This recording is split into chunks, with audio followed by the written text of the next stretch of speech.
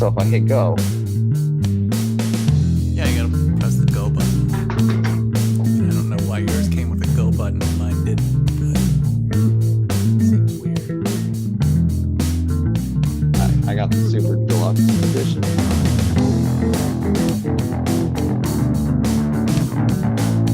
Hello everyone, and welcome back to the Wednesday Night Gentlemen Multimedia Empire official podcast. You are listening to episode number 71. On this show, we like to talk about things like comic books, movies, TV shows, video games, political discourse sometimes, but always Star Trek. I am your host, Tactic Angel, and with me is Midget Radio, my murderous socialist friend. Hello. Hello, Midget Radio. How are you today? I'm doing okay, Tactic Angel. How are you? I kind of feel like you are trying to prove that you were right, that this is the low energy part of the show. I'm trying to do that? I don't think that's true. I think of the two of us, I'm far more upbeat. Yeah.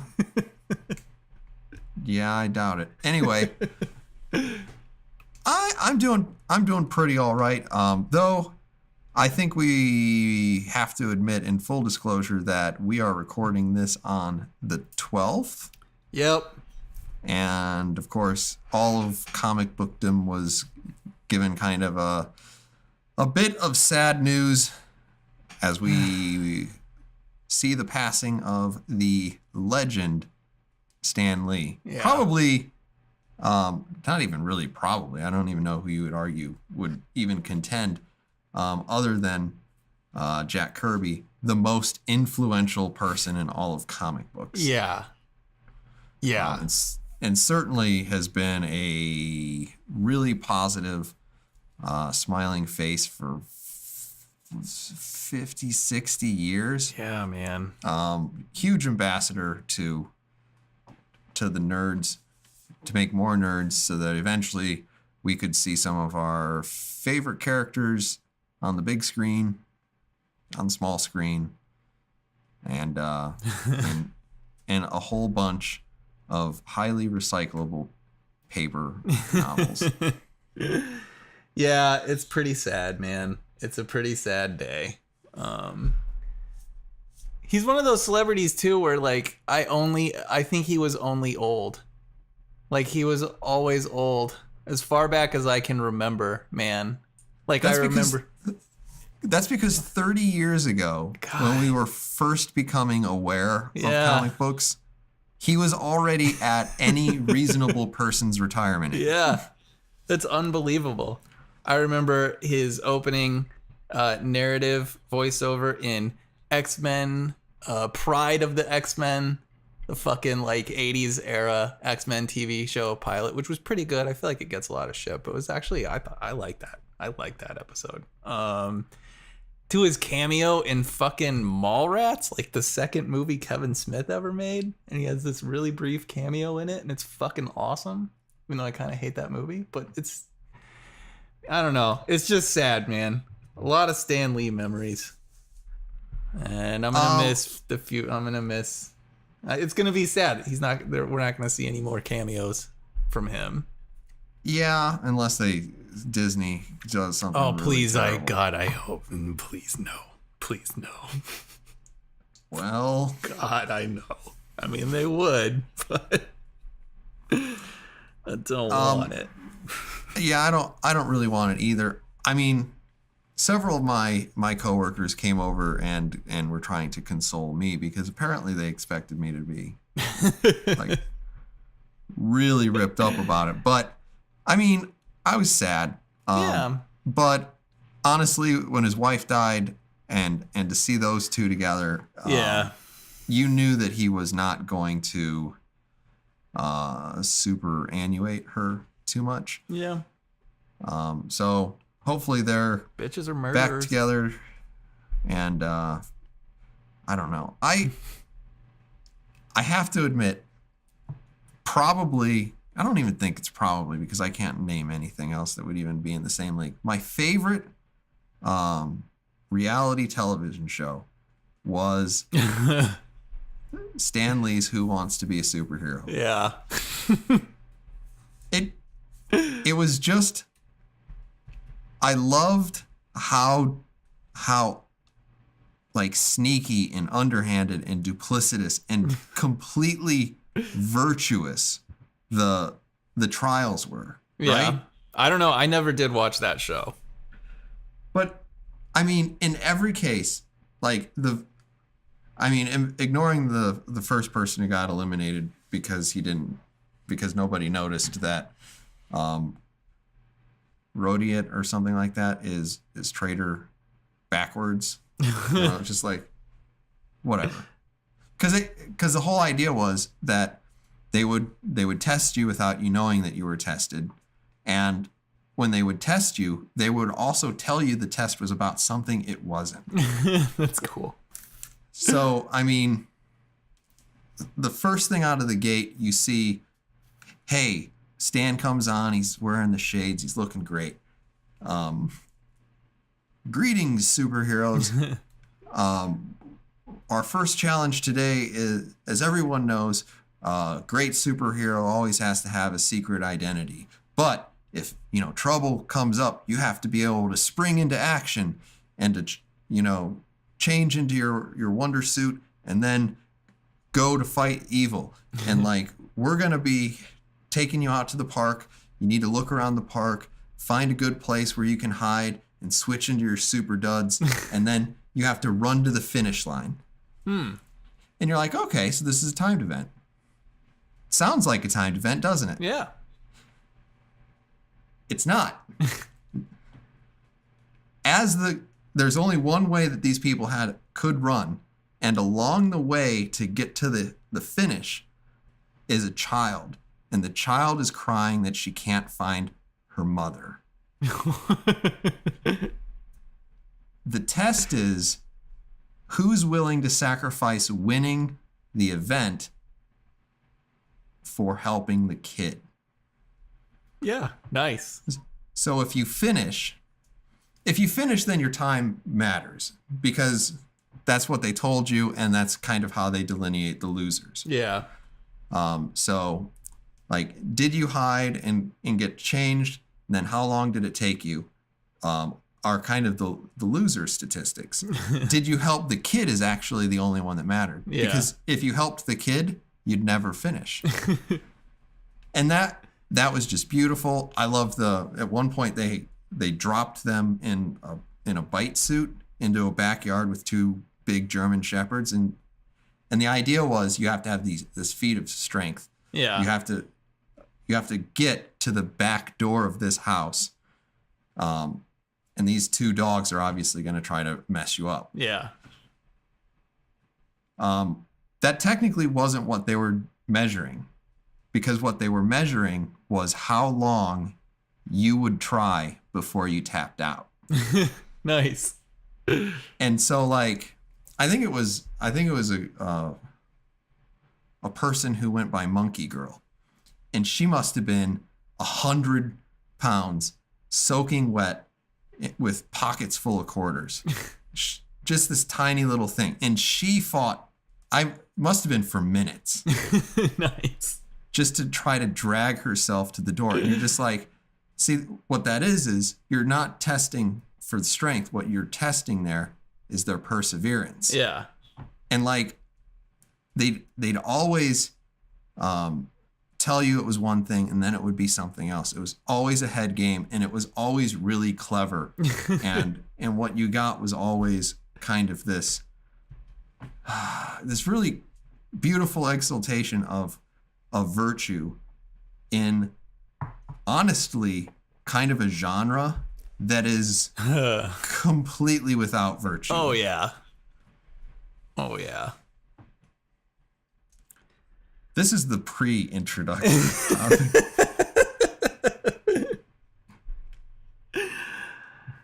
But, I mean, you can't say enough about Stan Lee. We talk about comic book shit on this show all the time. All the fucking time, and we're both Marvel heads, man. So... Well, I mean, there are no real other... There really aren't. There's one other superhero, and that's it. Yeah. The Batman Company.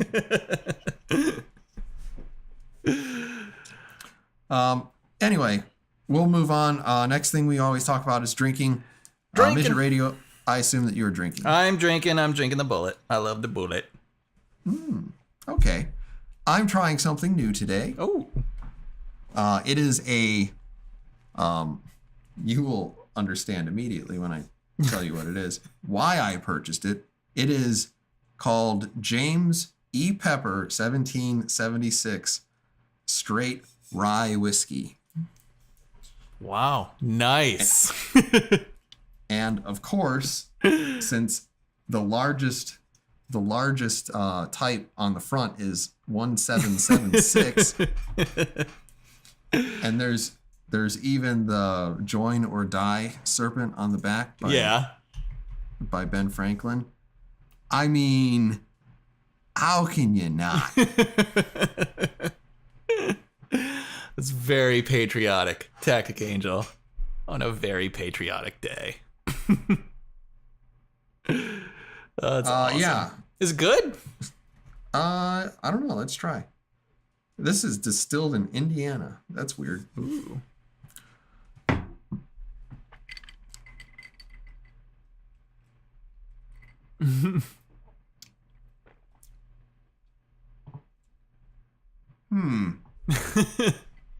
No, it's got a... I'm not 100% sure this is all whiskey. It tastes a little bit like it has distilled neutral spirits in it or something. Oh, interesting. Okay. But that doesn't say it on the bottle. Kind of feel like you'd need to... It says it's unfiltered. Could be something like that. It has a very sweet flavor to it, particularly for a rye whiskey. Oh yeah, that's interesting. Okay. There is the brutality in there. That's good. For a rye whiskey. That's good. And I'm not really sure what the other thing I'm tasting. I don't dislike it so far. We'll see. Usually these things only get better though, right? That's true. That is true. That's a I haven't found a whiskey that doesn't do that. Jack and well whiskeys. Maybe you just get more numb to it. I hope not to. I'm gonna maybe weigh in on this a little bit more, but anyway, we'll see how long this podcast goes. We are talking about another Netflix thing. Mm-hmm. This time it's Castlevania.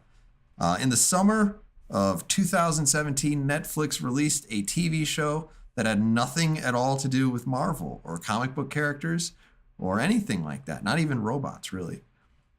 Instead, that show was based novelly off of a video game. Completely different. We reviewed the first 4-episode season of Castlevania, possibly the shortest season of any American television show that wasn't canceled ever. That was on our podcast last year. Short review, we both kind of liked it, with Midget Radio giving it 3.5 stars, Tactic Angel giving it 4. Season 2 came out recently, and this time they made a whopping 8 episodes. Yep. Midget Radio, what do you think? What do you think of season 2 Castlevania? I actually liked it quite a bit. I still I found season 1, to be surprisingly good. And I think where season 2 kind of thrived was they did a little bit more world building with this one, and all in all, I liked what they did with it. So yeah, I dug it. Overall, I dug it. Okay. I actually did go back and listen to our podcast about that after I watched the season. Mm-hmm. And I would say that my opinion of this season is very much similar to your opinion of the first one. Okay. And that being that the writing does tend to fall down and be lazy sometime. Oh, yeah. Actually, quite a lot. But It also kind of reminded me why you don't write Dragon Ball Z and draw a line all the way to the end. Yeah. Because this season felt like it was just like kind of moving people to different set pieces to get into fights. And a lot of the times I couldn't really understand what was happening. Okay. But there is a lengthy, protracted fight at the end of this, and then there's several more before you get there. Obviously, kind of keep your interest. But I mean, overall, I'm a little bit not as positive on this season as I was last. I was kind of hoping for better things. Yeah, I mean, God, if I think about it, I'm not sure which season, honestly, I like more. But yeah, I don't know. Still, overall, I felt like this was a pretty strong entry. And I like, yeah, overall, I liked the world building stuff. And maybe part of it is just because, I mean, I don't know. Maybe I think to some degree, like, Twilight has ruined me for vampire shit in much the same way that like The Walking Dead has ruined me for zombie shit.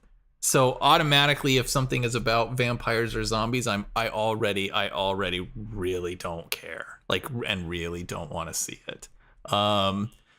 That said, though, I think I guess for me at least, Castlevania was able to get past that bias that I have, both season 1 and season 2. Maybe that's why I give it a little extra credit here and there.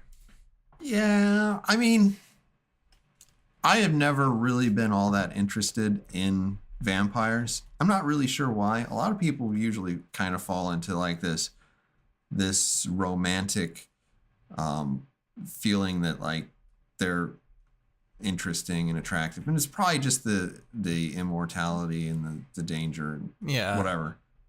But I just never went there. Yeah. So, I mean, fine. That said, I can watch a vampire movie. Like I like Bram Stoker's Dracula well enough. Part of the problem is that Winona Ryder's in that movie. That helps. But also Gary Oldman. Yeah. I actually think Interview with a Vampire is a pretty fascinating tale, and probably the most. And that's really weird because I think that's based on an Anne Rice. Yeah, it is. Novel. And Anne Rice is terrible. But I mean, it was just interesting. I can like vampire movies, but if you give me Underworld, the only reason I'm going to go see that is Beckinsale in leather or vinyl. Yeah. And like that works, but it doesn't make a good movie. Yeah. I like Blade too. Blade TWO or TOO? I know you mean TWO because I think the first one was when the director was butt fucking the camera the whole time. Yeah. It was rape basically the whole time. So I mean, I can get into a vampire story if it's told well. Yeah. I kind of feel like this is told in a way that is not overly awesome or overly offensive either. So I mean, I limped through it. It's fine. And then I do want to say I really did enjoy the music in this series. Yeah. But that was also part of the reason why I kind of noticed that maybe I didn't think this was a good show. Yeah, okay. I mean, I think like it helps for me at least that it's only 8 episodes long. And really it's only 7 episodes long, but with the kind of what the fuck is happening. 8th why episode, is the denouement so long? Yeah. I'm plus denouement. Yeah. Anyway. I was throwing I can't do German. I can't do French anymore. I forgot all the words. Well, I need the words. I realized that like eventually it's just like I know enough French, Italian, and German to be dangerous, and what's really dangerous is they all are filed under foreign language, so they can pretty much be used interchangeably. That's fair. That works. Yeah. And so, yeah. Try to mix noun verb structures between those, and then throw in a little bit of English where you're just completely lost. Nice. Whatever gets you by, man. That has never worked so far with the European. All right, why don't we rate this fucking thing? Okay. Man, I gave I don't know, I gave the first season 3.5 stars. Now that I know what I gave that I don't know, maybe I'm cheating a little bit. I don't know, man. I gave it 3.5. I'll probably stick with 3.5. Is that just because you like to think that you're right all the time? I know I'm right all the time. So 3.5. 3.5. Obviously I had a little bit more trouble with this season. I want to say it's probably Warren Ellis being a sloppy, lazy writer that started to bother me. I didn't dislike it. I'm gonna probably have to go with 3. Okay. It's reasonably entertaining.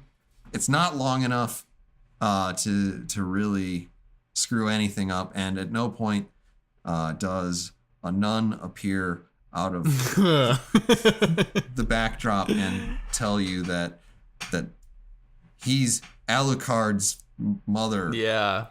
Or she's whatever. It doesn't matter. Or Trevor Belmont. Actually, that was one thing that I kind of didn't like about this. And that is that I kind of felt like Alucard upstaged Belmont. Yeah, that's true. And I thought the Belmont was the more interesting character. He is. Yeah. Now, you and I both love James Callis as much as the next person. Yeah. You don't know what I'm talking about. Is that I don't know who that is. He was in a little known science fiction called Battlestar Galactica. Oh shit. Oh fuck, that was Baltar, wasn't it? It was Baltar. Shit. Baltar's the man. So he voices. Oh, I guess the problem was Alucard wasn't really trying to bang anybody, so. Well, Baltar is a once in a lifetime kind of character. That is true. It's like, this guy's such a douchebag. I hope he lives. Forever. He's the worst person, and I love him so much. Every once in a while, you'd see a little glimpse, and then he'd remind you that I'm a piece you of were shit. wrong to give people second chances. What a great character. God damn it. He got away with so many things that I wouldn't let Hilo get away with. Oh, yeah, totally. And that's because Hilo has no charisma. I know. God, could you imagine? What if there was a Baltar Stops Genocide episode? I mean, it would probably make sense because he's trying to bang one of the chicks that would be in the genocide. That's why. That's why he cares all of a sudden.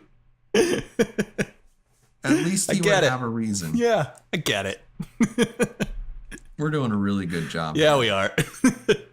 All right, I want you to explain to me more about the world building world building that you like so much. So I liked that we got a hint of. I guess I liked it because it was kind of subtle. I liked that there are clearly different like outfits and alliances of vampires. I liked in particular just Carmilla's story about the old asshole who turned her. And her kind of rebellion against him. I like that there's a hint of structure in this to this sort of vampire community. and how they view Dracula as kind of a god like figure. I don't know. I thought all of that was really interesting. And then on top of that, I liked and did not remotely expect the inclusion of like 2 human characters who fucking hate humanity so much that they've aligned themselves to Dracula's cause, which is, I mean, pretty much the eradication of the human race. I mean, there's some conflict there, but I liked that element because I've never seen that before. And I don't know, so that made those characters it made those characters kind of interesting. And I particularly liked as well Godbrand, who like, oh god, I loved him. I loved it, like, because to me he seemed like in the beginning basically like literally a cartoon character, where he's just like a fucking badass and that's all there is to it. But I don't know, man, like I liked him by the end of this series, or by his end in this series. He became a little bit more fun and more sympathetic and entertaining to me. I kind of didn't, because like my favorite line that's said in his direction is he's never met anything that he didn't want to fight, fuck, or carve into a boat. Yeah. and as he's walking away, he just says, like, I'm a Viking. We carve things into boats. What do you want? And like, yeah, that was fine. The rest of it, I just didn't really, I don't know. Oh, I was totally on board. I loved his, I loved that, like, he was like, I loved the joke about the pig's blood. Like, pig's blood gives me the shits, and all there is fucking pig's blood. Like, I loved it.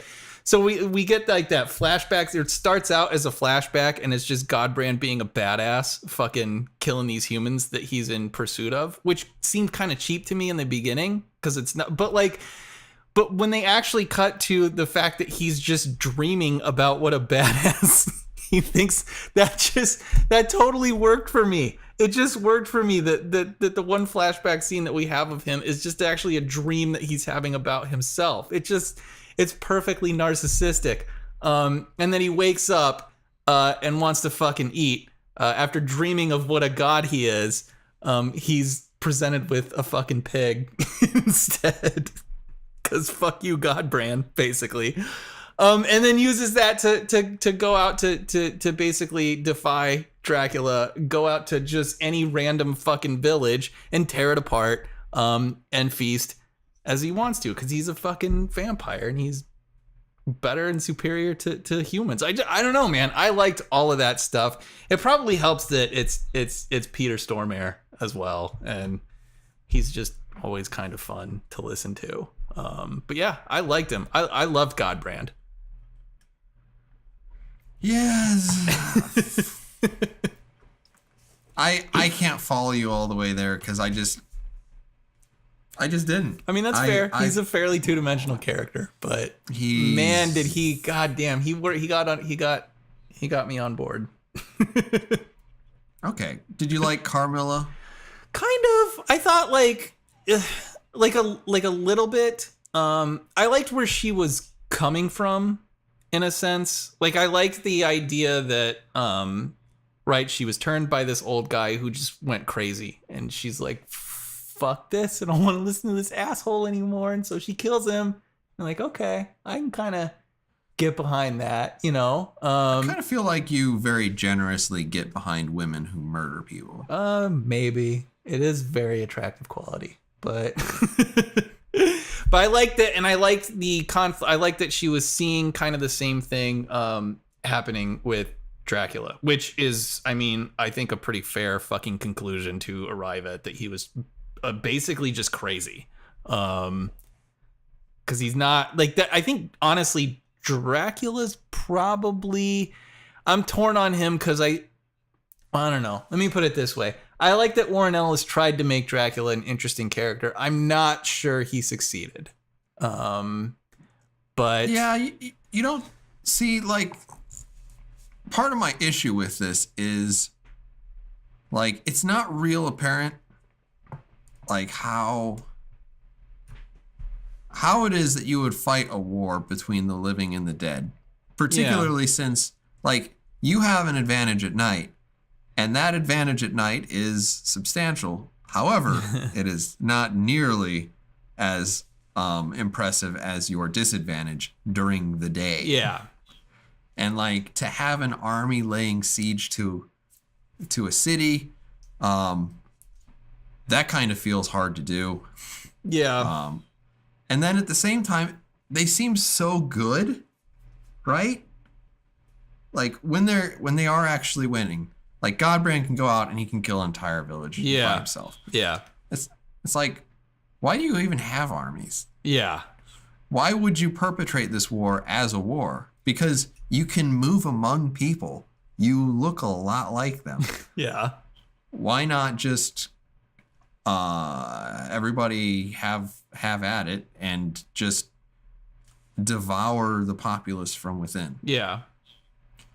You have all these extra vampires. They're all dressed in weird elfy. Yeah, they armor. do have a lot of weird elven. Yeah. So I mean, like, none of that really made sense, and they very quickly moved from, like, I want to do this thing. I've got these two guys. They're gonna help me do this thing. To I cannot be fucking bothered with this war. Yeah. And, like, you didn't get the sense that was a ruse. You got the sense that this should be a ruse, and then it wasn't. And then you're like, well, I mean, if this is your life or death's destiny or wish to try to eradicate all of humanity, then why don't you take an interest in it? Yeah. Right? Well, that's I don't know. So I think that's where I'm not sure whether Ellis really succeeded here or not, because I think it's really clear that Dracula didn't have a plan and didn't give a fuck, and that it was, like one of the characters said, basically a suicide attempt on his part. Well, yeah. And that would be so much more interesting if he was actually engaged. I guess so. I don't know. I mean, everything that's, you see, I don't know. I'm not sure what we're arguing here, but I'm going to take it from at least this point. I think that the writing behind Dracula's character is consistent. I think the character is consistent with someone who is inconsolably fucking depressed, and not entirely sure what the fuck they want to do. And it's interesting to present that to somebody, or for someone to have those kind of feelings and that kind of stance, and to have as much power as Dracula has. It's clear to me that, like, he's not quite sure what exactly he wants to do, but he has all the fucking power in the world, and he's really goddamn sad. And this kind of weird confusion and this senselessness is what manifests. So it's consistent in that sense. I think whether it's good or it's effective, I don't know. But I do think overall it's generally consistent. Well, what I'm saying is, I'm not saying it's, I do think it's a little inconsistent, because I do think that he's very interested in the outcome, and then he's somehow so completely detached. He's just like, oh, just do it. Yeah. And like, I would expect him to have a little bit more investment there. But see, I don't know, because the end result, right? And I feel like this was clear in the series. The end result for Dracula is either he's like the only one left, or he's dead. Because he clearly doesn't like that. What was interesting about his mission is he pretty much expected the rest of the vampire community to eventually die off as well. That's why he didn't give a fuck about, like, preserving humans or preserving the food supply. Essentially, he didn't give a shit about organizing them into herds or cattle or whatever the fuck. Like, he didn't care. Like, to me, it was clear that either he would be like the last living, more or less, thing, or he would be dead. And that either outcome, I guess I don't know. I wasn't sure which one he was trying to pick, and I don't know if he really settled on one or the other. But yeah, I think his decision to want to eradicate the human race extended to everything, like the vampire community as well. I just don't know if it was very interesting or effective or not. My feeling is, and we can differ in those degrees there, but like if he's interested in this stuff, we should see him being engaged in the process. And the idea that like Dracula isn't feasting off of anyone, so he's growing more and more weak or whatever, like that would be more interesting if he was actually engaged. If he sustained some sort of grievous injury and like his healing is hampered by the fact that he's not replenishing himself. Yeah. That would be more interesting because then you would kind of and maybe the idea is that we just don't know. Yeah. And that we're just supposed to, and Ellis just wants us to say, did he want to die or did he want to kill everybody? That's where I land on it. Yeah. I don't know if that's good or not. I tend to think that that's kind of not all that interesting of a question. Yeah. And that we're never with Dracula long enough to really latch onto him as a character. And that would be necessary to make that sort of question more interesting. It would be. I think you're right. And I think what compounds that is that it's the same thing that makes characters that are generally like practically omnipotent really hard to sympathize with in any way. Right? Because he's got all the fucking power and all the knowledge in the world, apparently. And this is what he's doing. and it doesn't make any sense. And it seems kind of, and in a lot of ways, it's juvenile. So I think it makes it harder to like really relate to characters like that. And especially that so much of Dracula's character and how he is, or his particular characteristics are related to us by those around him, so we're basically just told who he is, what kind of person he is. And that's not terribly effective. I don't think. Well, it would also be better. Okay, let's say, go with what I've already said. You have Dracula. He gets injured, and he's actually out there doing things that he's interested in having done. And he gets injured. He's still doing the stuff.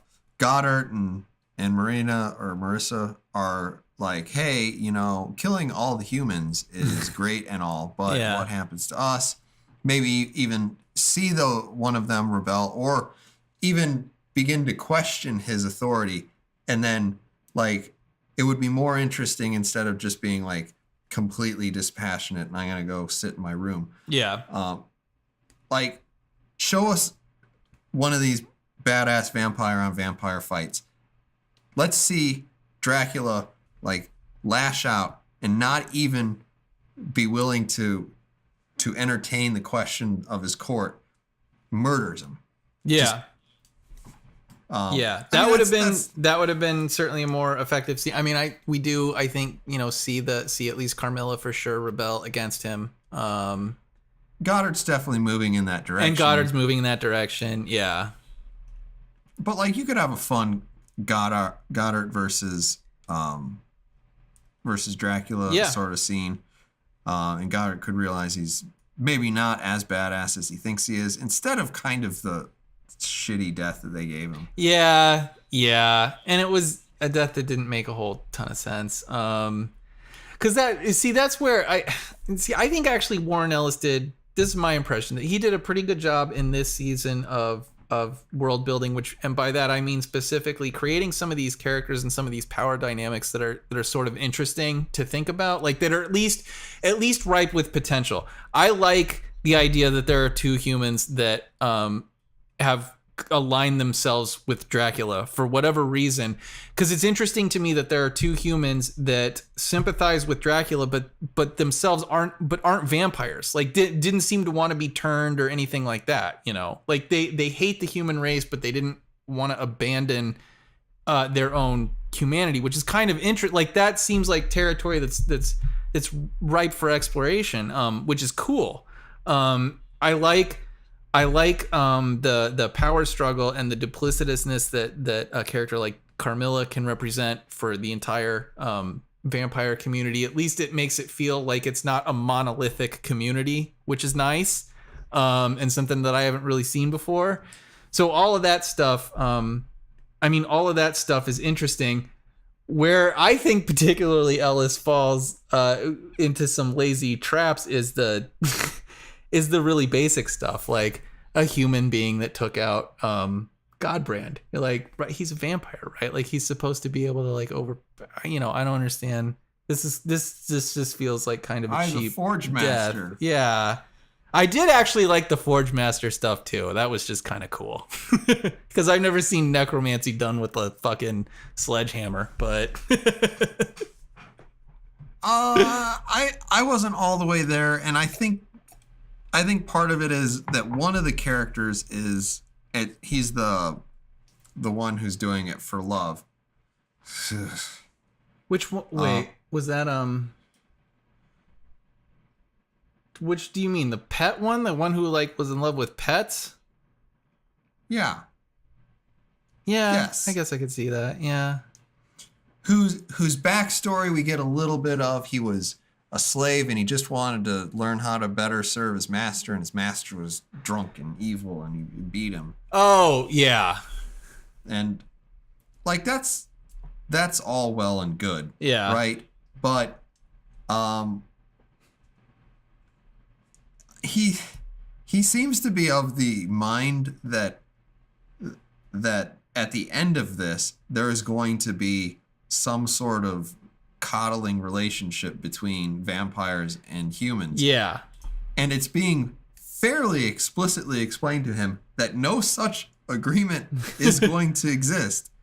So like I had a lot of problems with that character because it's just like his motivations are just obviously silly. So, okay. So I get that. I do think it helps, though, that we were treated to a scene where Dracula tells him directly, yeah, they're going to be fucking pets, basically. So that's what we're working towards.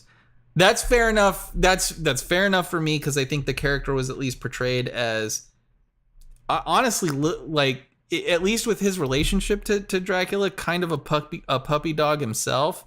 So despite the fact that he's seeing how the humans are being treated by the vampires and how fucking disorganized the war effort is, for him to have to come to the realization that Dracula was lying to him, I can see that being extraordinarily difficult for that character to actually recognize. So in that sense, like I was okay with his motivation. Made enough sense to me that he's still operating under the belief that Dracula actually told him the truth, which isn't that far fetched for that character, despite the evidence to the contrary. I guess. I mean, maybe I'm reading into it more than is actually there, and I don't know. At the same time, that's part of the strength, I think, of Ellis's writing, and also of sort of functional aspect of some of the laziness of it.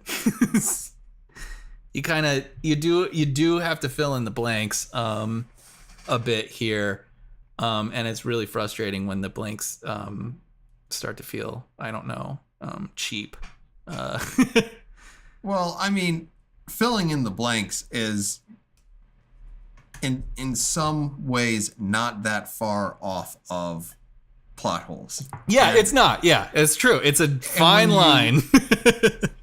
And when you cross over into it, yeah, then it becomes bad. Yeah. Having the writer, the director, the actors hold your hand through the plot is also not great. No.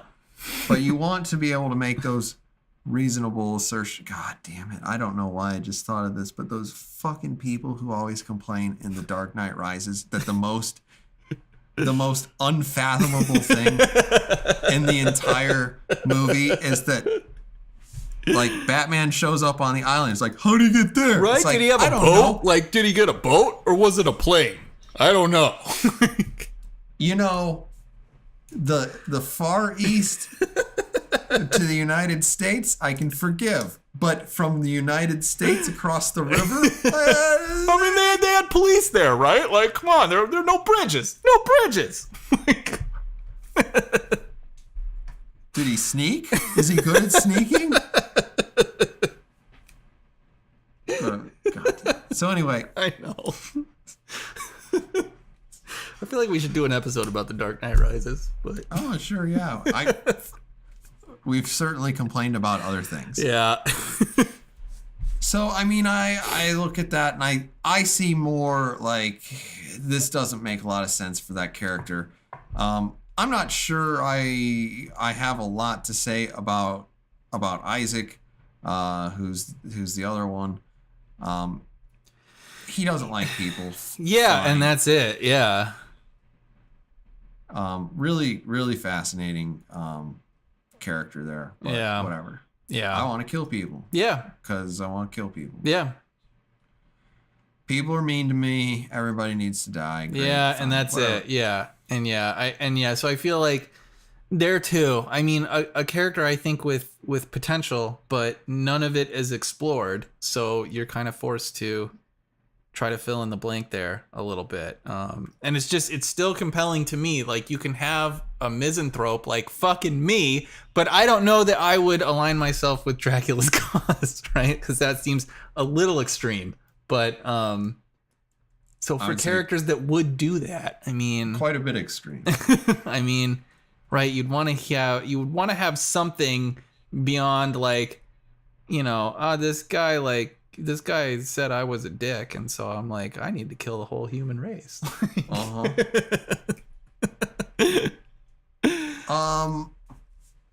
I think the other guy's name was he Hector? Is that the other human? Yeah. Yeah, there was there was Isaac and Hector. Yeah. So, did you understand why Carmilla beat the ever-living fuck out of Hector at the end? That's when she lost a lot of appeal to me. Because then it's just mustache twirling evil at that point. All right, now I'm kind of bored. Like, I like that first this was an act of rebellion. I like that she's acting out of something that she experienced in her own past, which seems pretty reasonable to me. And now she's just a fucking bitch. So great. Yeah, that seemed like really cheap and really unnecessary, and a way to, because that itself could have like blossomed into a more interesting relationship, this weird alliance between this new vampire, this human, and like, where is that this misanthrope of a fucking human kind of, and where is that gonna go? Because does Carmilla represent a more rational understanding of the conflict between vampires and humans, right? Does she want to fucking take over, stop the idea that vampires have to like hide among the human race, say fuck it and take it over, and turn the human race into basically cattle, which seems like an extraordinarily rational proposition for a race with that much power to do, like that maybe, but then she's just a bitch to this guy who could help her make it happen, and turns him into a fucking pet. It's like, well, now this is boring. Now this is just she's just being evil for the sake of fucking being evil. Yeah. And you know, that's not an interesting prospect, really. I don't want to see her like that. I think she's much more interesting as being the kind of rational, though extraordinarily dark, alternative to what Dracula was planning in the first place. But yeah, you know, that's not what we got, like, so. Like, Carmilla's potential was based on the idea that she was smart, she was plotting, she was reading the tea leaves and she could sense the wind, and like Goddard and theoretically even the more mute members of this council. It's too bad we didn't get to see more of them. Yeah. Like they're clearly not. They're just going along for the ride. Yeah. And so if we had a little bit more differentiation and then she didn't become a comic book character. At the end, Yeah. Because, I agree with that. I feel like you're getting a sense maybe a little bit of how frustrating I find Warren Ellis sometimes, because there's a seed of really, really great shit in there that he fucks up sometimes. And I like, because for instance, I loved when she was like, the thing that is different about me, and all of the rest of the fucking vampire council is that I'm doing something. Like, that's it. Like, that's the thing that makes me who I am. I see this shit about Dracula the same as the fucking rest of you, but I'm the one who's actually doing anything about it. It's like, I mean, that's kind of awesome. I love that perspective. Like, it's just, she's the one who's got the fucking balls to actually, like, do something and try something against this godlike figure in their community. It's not that she's more brilliant, that she's more cunning or anything like that, just that she's got the fucking balls to do something about it. That's really cool. And then he throws that in the garbage at the end of the series. It's like, God damn it. I mean, why? I guess we if this continues, we might see a little bit more of that. I'm not sure how this takes form if they go forward with the season 3. Yeah, I can't say that I'm all that interested. I would be more interested if we got back to more Trevor Belmont. Yeah. And he can run around with Lisa or whatever the hell her name is. I mean, yeah. Well, let's go into that a little bit too. Your observation that Alucard kind of upstaged Belmont in this, because I think that's a very fair criticism. I mean, how badass is Belmont in the first 4 episodes? He is writing. I mean, it is kind of a trope, but he's writing that sort of film noir character who's dead to the world, who's really maybe good at what he does, but not as good as he wants to think he is. And then is also just full of all of these fun witticisms and sarcastic remarks, and like, he's a really entertaining character. He is. He doesn't have any of those lines in the second season. There's a sorry, go ahead. No, I was just gonna say he's like 3, 4, 5, 6 an episode in the first 4 episodes, and then in this one it's just like he's just, this is my house. This is a history of my people.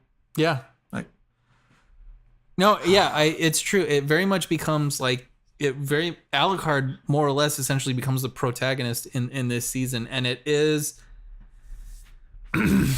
I don't know. It does not benefit the series because Belmont is, I think, without a doubt, the most sympathetic character in this entire series, and it sucks seeing him sidelined in season 2 of this show, because so much of his cynicism is like, I'm not sure what it is, a function of like humility, or if it's he's so resistant to even seeing himself as a hero, and I love all of that stuff. There's just something that's like, he's kind of the realist in the series, and that's what makes him fun.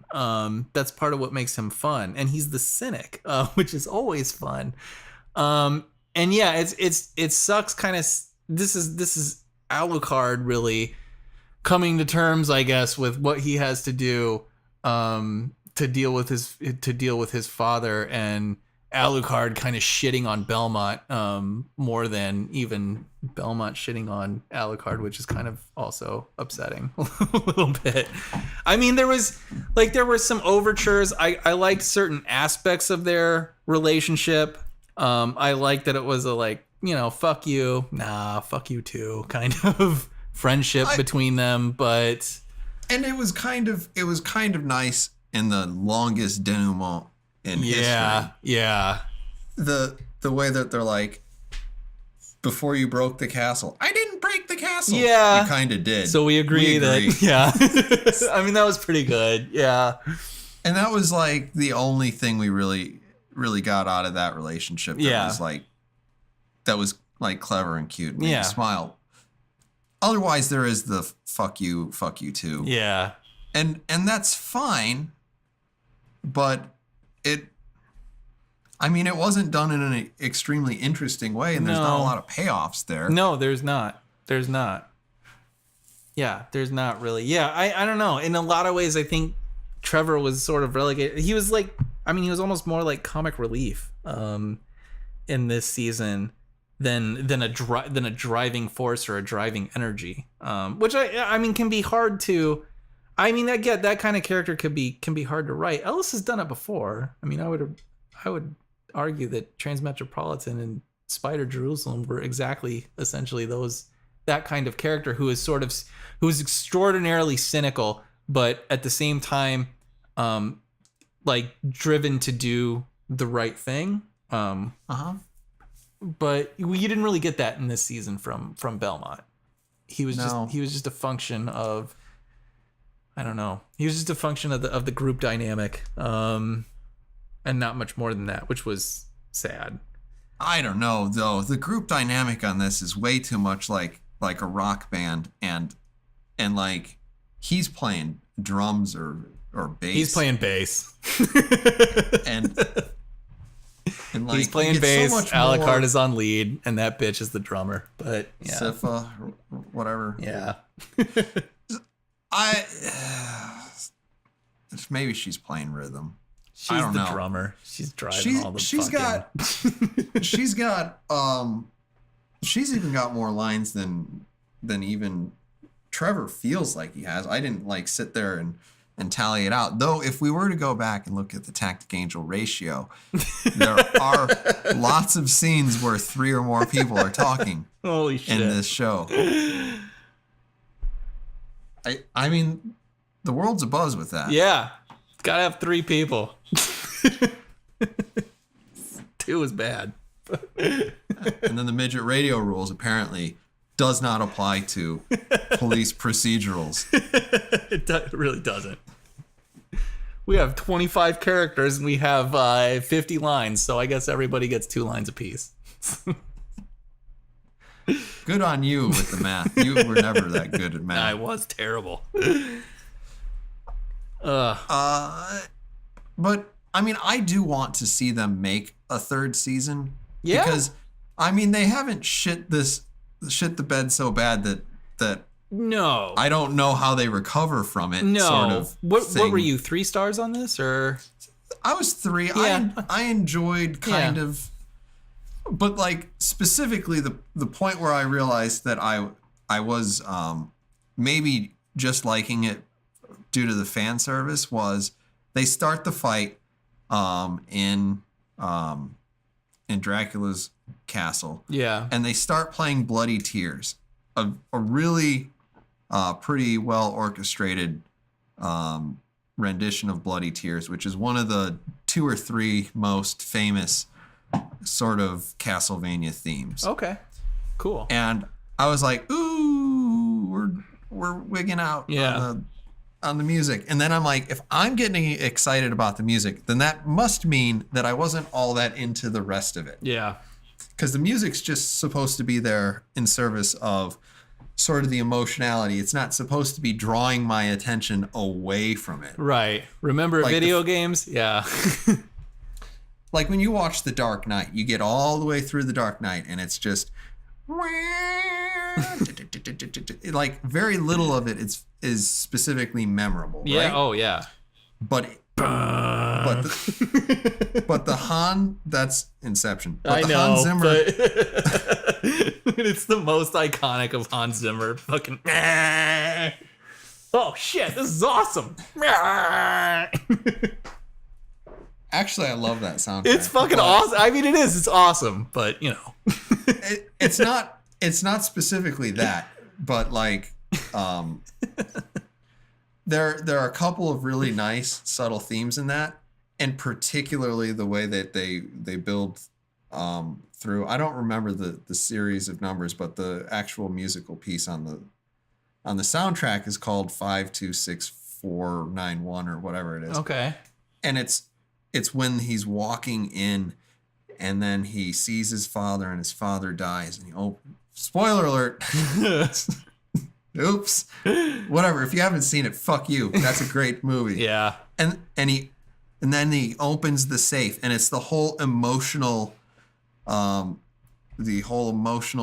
up of that musical line. And then of course I do think it ends with French horn. Yeah. French horn farts. Like a million French horns.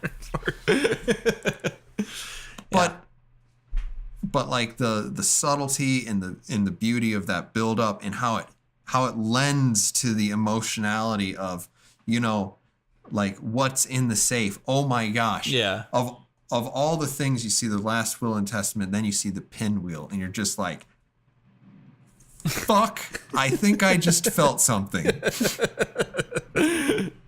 I try so hard to bury all of my feelings. Right. And now I'm like, Well, that's what you're supposed to do, God. man. Oh my God. I'm not going to cry. This isn't Terminator 2. Right? You need to sack up, you son of a bitch. But anybody, Terminator 2 is just too much. I know. Well, anybody that didn't cry at that isn't a human being, but still, you need to fucking sack up. That's actually really sad that like one of the few times that I get all misty is watching a robot kill himself. Oh my God, I know. But the thumbs up at the end. It's all making sense. Oh God. No, not the USB ports. Think of all the MP3s that we love. Right? Oh my gosh. He knows what comes after dubstep. It's fucking retarded. It's the apocalypse. The apocalypse comes after Man, dubstep. it should. So anyway, to try to get us back onto Castlevania,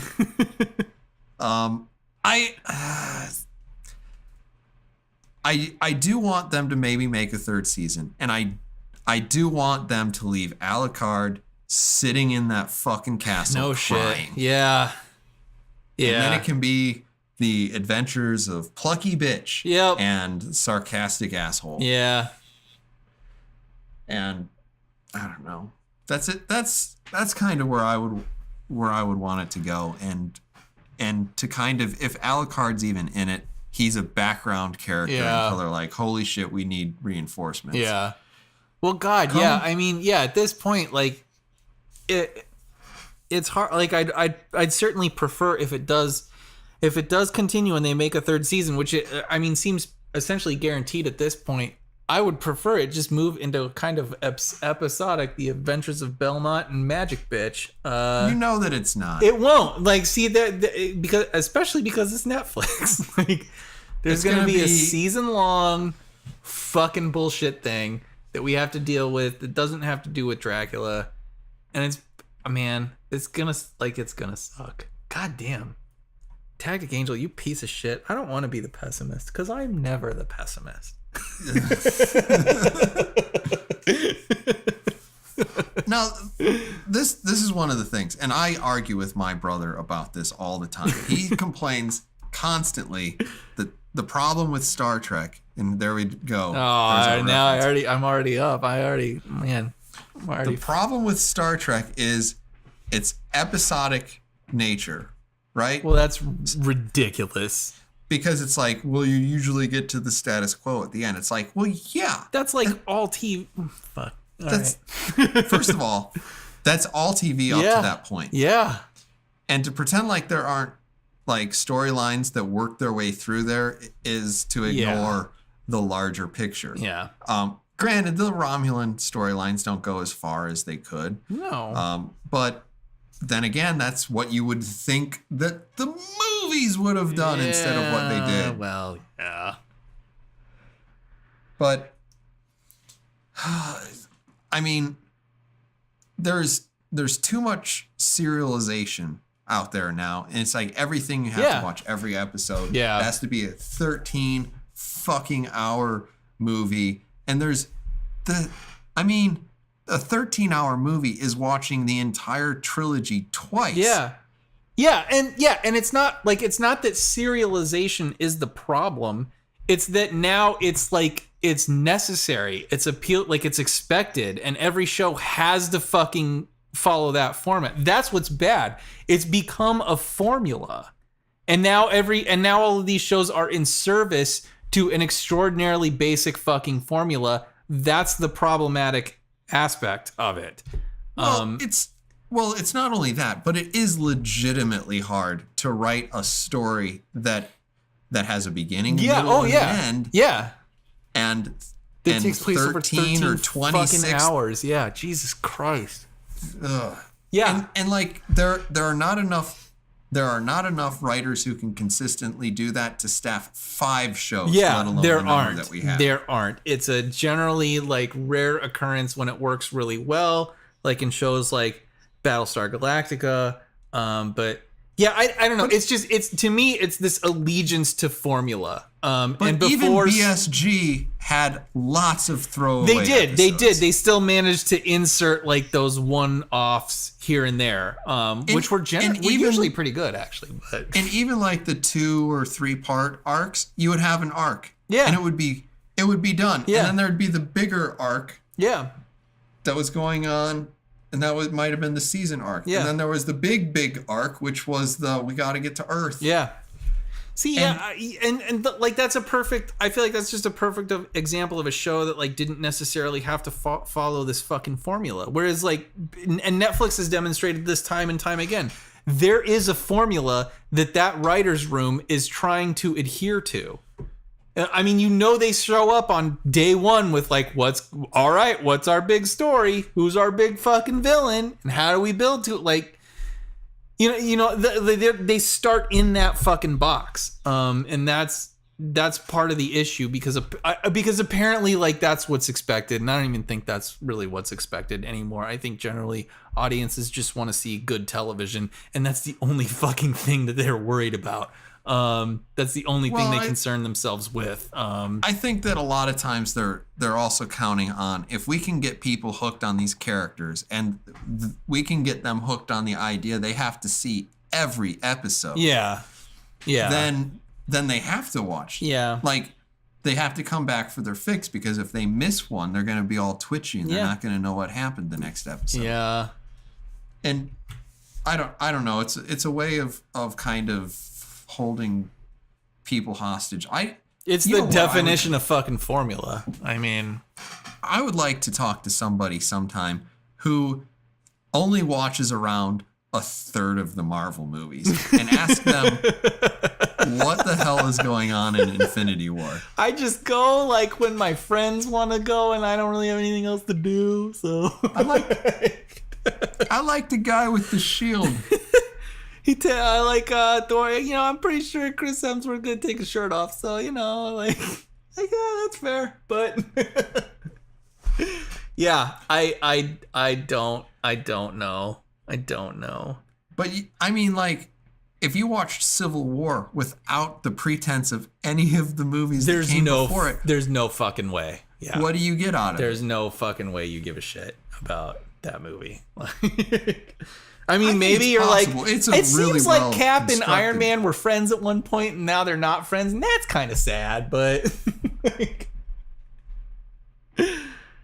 yeah, I don't know. But at the same time, like, I think a lot of Civil War's strength is that it relies on what was established beforehand. And there's nothing inherently wrong with that. I mean, that's the issue. Like, Civil War is a fucking fantastic movie that built on canon, and that's great. And it's wonderful, particularly for like comic book fans. I think it's just wonderful to see something like that exist. Like, we don't have to fucking slog through origin stories or any of this shit. We can just watch this movie that just builds on canon, and and doesn't kowtow to like people who don't know what the fuck is going on. You know, it doesn't feel mechanical in that sense, and that's what's awesome about that movie. That's one of the things that's awesome about that movie. But yeah, well, it's also like if you got to the actual end of Civil War and you were the type of person who bought all of the books, that you would have been rewarded with a really great storyline. Yeah. Now, actually, I would argue that that's probably true. Yeah. And that great storyline that you got at the end of Civil War was actually the death of Captain Rogers. Yeah.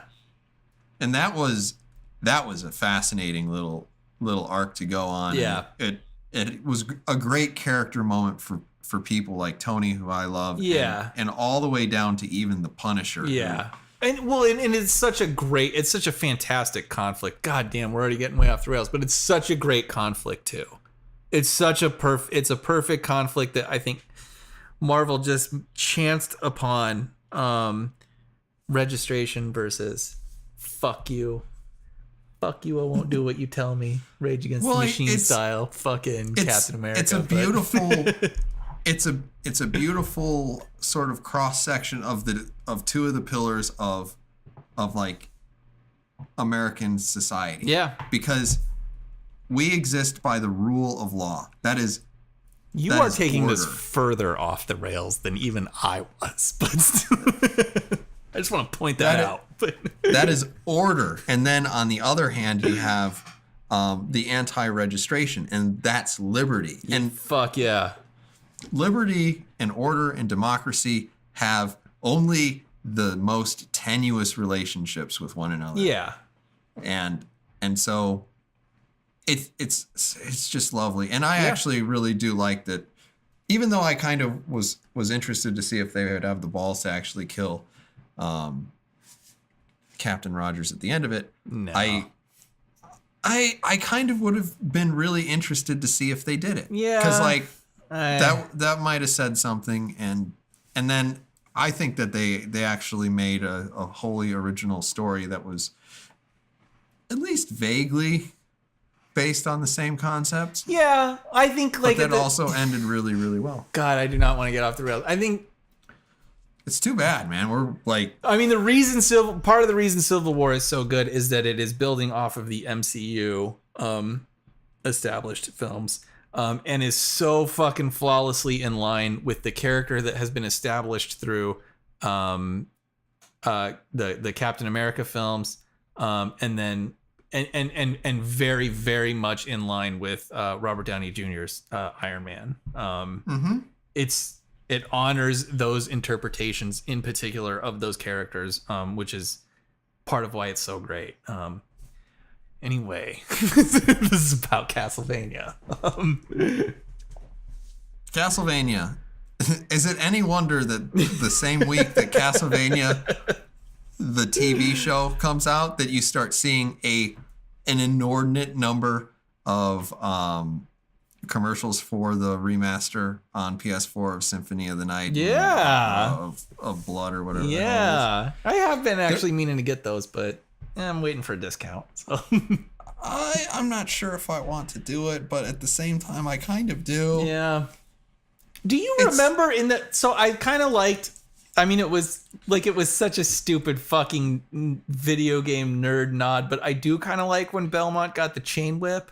But I do not remember having the chain whip and being able to deal devastating explosions to enemies. No, some of them exploded, but like some of them did, but damn, like that chain whip connects. Holy fuck! Everybody, head down. Like it's called the Morning Star. Well, yeah, whatever. It's such a long whip, though. I mean, Jesus Christ! I'm used to seeing Morning Stars. Like, something you can. Well, a Morning Star isn't even a flail, really. Not usually. It's just a spiky ball. Yeah. On a stick. Well, doesn't it have a chain? Doesn't it usually have a chain? You're thinking of a flail. Some people do call it a Morning Star flail if it has the spiky ball, as opposed to just like, it's not just like anything else. The spikes give it the star, and it's a mace otherwise, or yeah. So a mace usually has it's either studded usually, or it has you would call them blades, but they're not sharp really. Okay. They're just like There's 5 or 6 or 8 pieces of metal that kind of intersect with the shaft. Okay. Right? And then you hit them with that, and that just gives it a little bit extra sticking power so that it doesn't slide off of people's armor or I guess I'm going to say another word for armor. Clothing. We'll go with armor or clothing. Okay. You don't want to get hit with a mace. No. I would imagine you don't want to get hit with most weapons, but yeah. But no. Not unless they have the Nerf brand associated with them.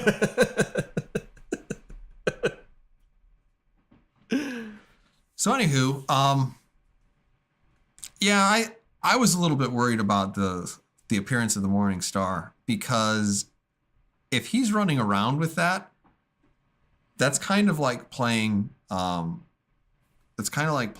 2 with the all weapons, all keys enabled, because it's gonna make it maybe a little bit too much of a cakewalk. BFG everything time.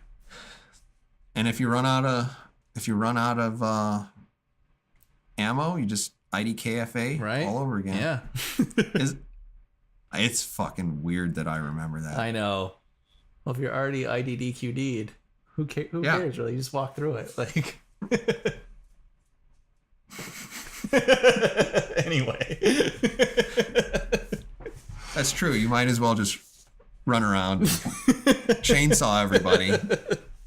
Can't stop me.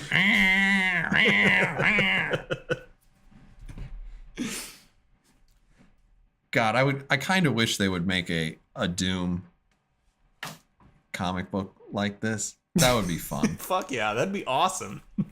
And then they can get Brandon whatever from Metalocalypse. He can do all the music. That'd be fucking badass. Yeah.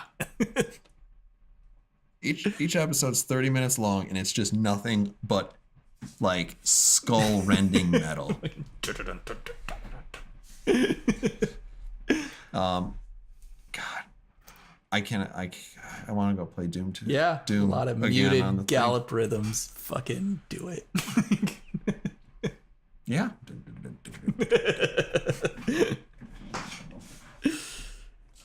Oh my gosh, we are all over the place. Yes, we are.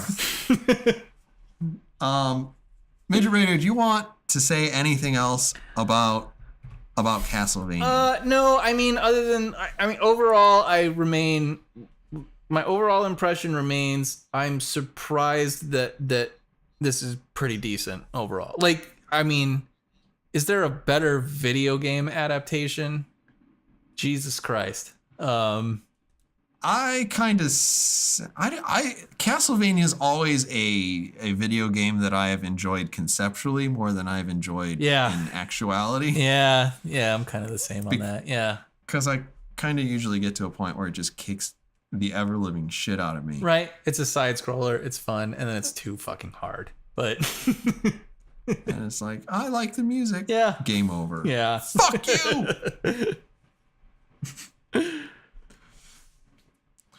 Do you have any other topics you'd like to talk about? No. Good. Thank you. Okay, I got a few things. No, I'm just kidding. We're going to call that an episode. Thank you, everyone, for listening to episode number 71 of the Wednesday Night Gentleman Multimedia Empire Official Podcast. Please like this video because it gives our lives meaning. If you've enjoyed this video, you can also subscribe to our channel. You can find us on Twitter, where we are at WNG_MME_OPC. Count on that not being updated nearly as often as it should be. Fair. Yeah. Head on over to Facebook. Same story. We're just a Wednesday Night Gentleman there. Thank you, everyone, for listening. We will see you again on episode number 72 of this podcast. Bye-bye.